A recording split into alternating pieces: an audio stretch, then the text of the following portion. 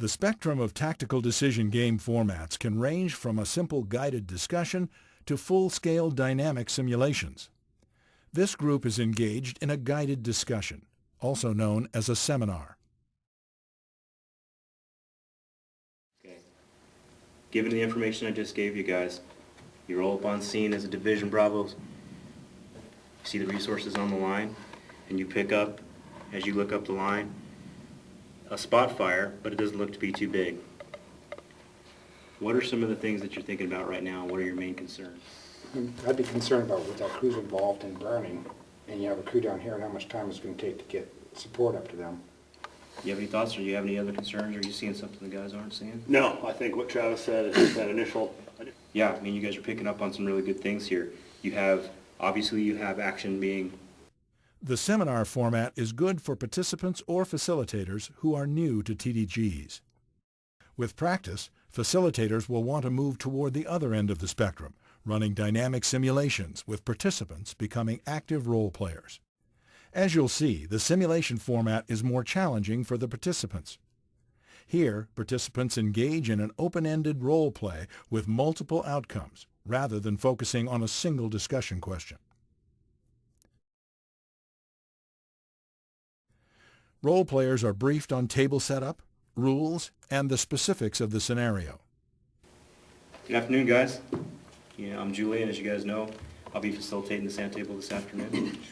Go ahead and get started. I'm going to start off with some of the table rules. We're going to go ahead and use these radios as props, and go ahead and take one, pass it on, make sure everybody has a radio. So when we're in the simulation, any communication that you guys have with each other, if you're not face-to-face, make sure that you're communicating over the radio like you would on an incident. If you're face-to-face, like if you're on the line together or you happen to be in staging area or something like that, go ahead and communicate together just like you normally would. The table setup, I know you guys have done these before, but I'm going to give you scale first. I've got the long side of the table here.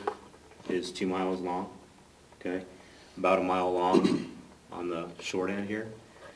I've got indicators of north, south, east, and west, so the top of the table is north. I've got different colors of yarn to represent different things laid out on the table as well. I've used black yarn here to represent a good paved 2-lane highway. I've got brown yarn here that represents a dozer line.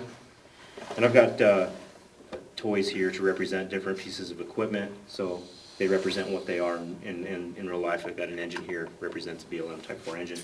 Crew halls for Type 1 crew halls. There will always be a primary role known as the hot seat. All role players are responsible for preparing to play the role of the hot seat. All right, so you're in northern New Mexico. Sweet. You are a division supervisor assigned to Division Bravo on the Zia fire. It's June 17th. The weather that you see right there is predicted for the day. 92 degrees is the high. South winds 5 to 10 in the morning, and then switching to the southwest. This is an emerging Type 2 incident, but the Type 2 team has not taken over yet. So you're still working for an IC3 organization. Their intent is for you to take over Division Bravo and continue a burnout and basically tie up this corner of the fire that's still active.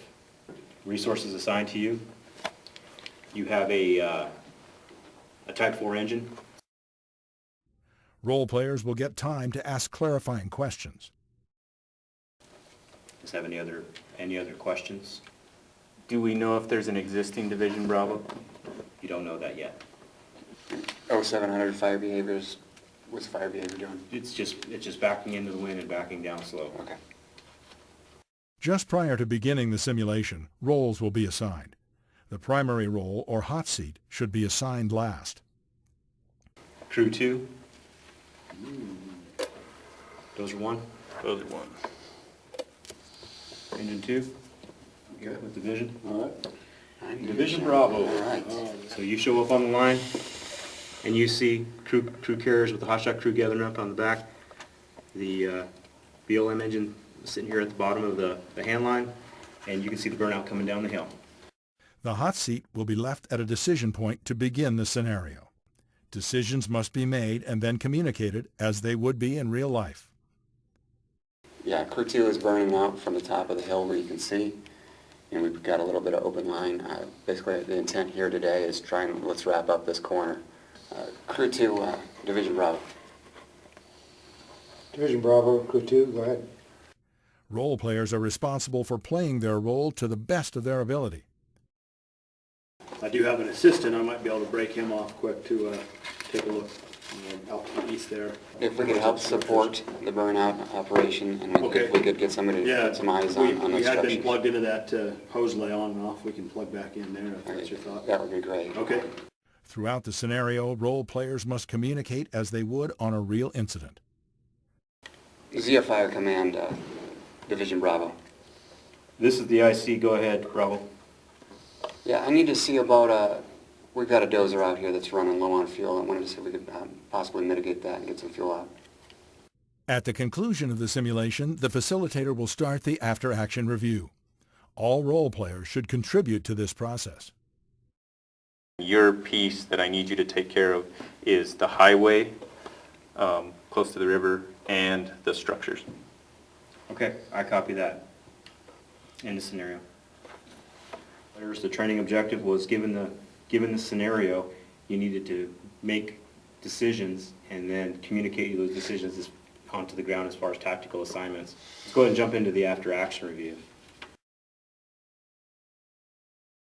Now let's go back and take a more in-depth look at the facilitator's role.